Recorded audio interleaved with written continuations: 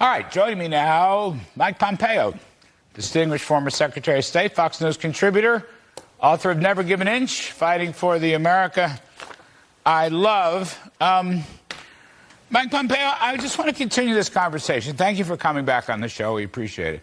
I want to continue this conversation we had with General Keane about the lack of deterrence and what I think is a continued appeasement of Iran. They hit us with their proxies. We don't seem to hit back.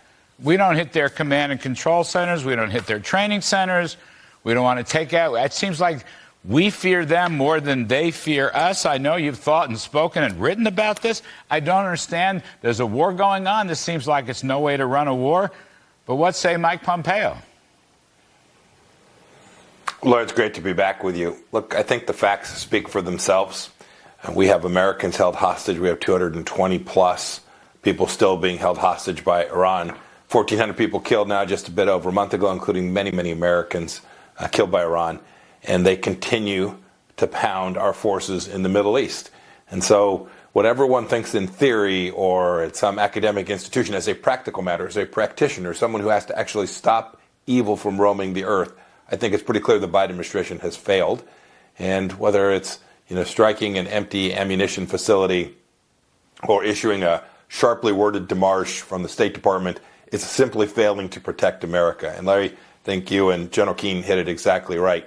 When you respond in a way that is beneath the line, that doesn't get that deterrence, you are actually accelerating risk. You are convincing Nasrallah in Lebanon or the leadership, the Houthi leadership, or their proxy forces that are sprinkled throughout the world, preparing themselves to conduct campaigns in Europe or assassination efforts here in the United States.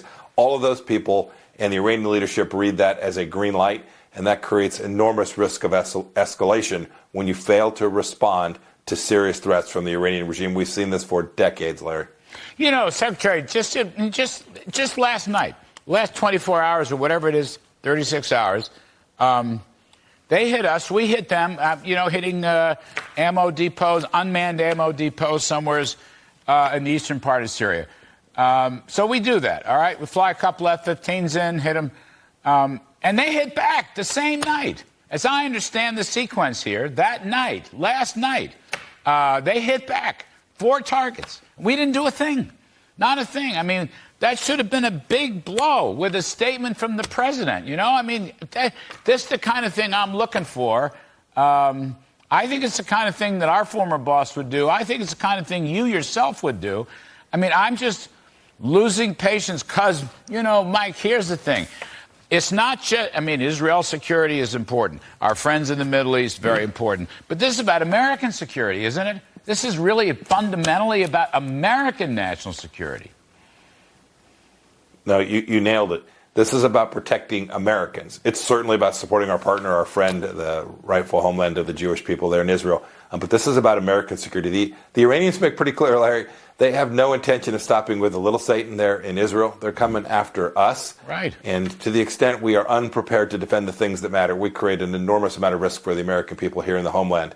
I think everybody saw the reporting over the last 48 hours where there was a plot taken down in Brazil. Hezbollah operatives, the Israeli Mossad and the Brazilian intelligence services took it down.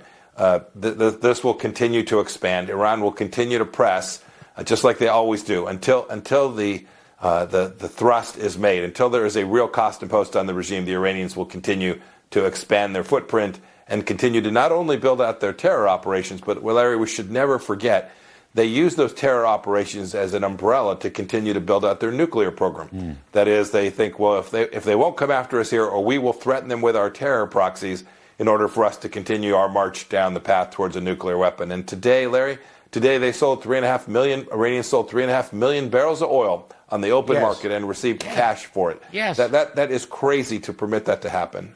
I was going back all your statements about sanctions and 2018, 2019, 2020, there it is. It's not being observed. It's not being enforced. You're exactly right. 3.5 million plus. They're picking up foreign exchange. Money is the coin of the realm in terrorism, as it always is, and we're not doing a thing about it.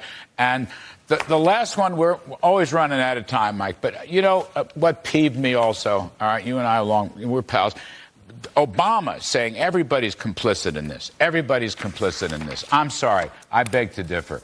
He started this thing with all the opening up of the money, hundreds of billions of dollars that he forked over, cash, gold, unfrozen assets, rearming, and then Biden took it to the next level, unfortunately. I mean, really, this didn't have to happen because we had interrupted that. The Trump administration had interrupted this Iranian attack.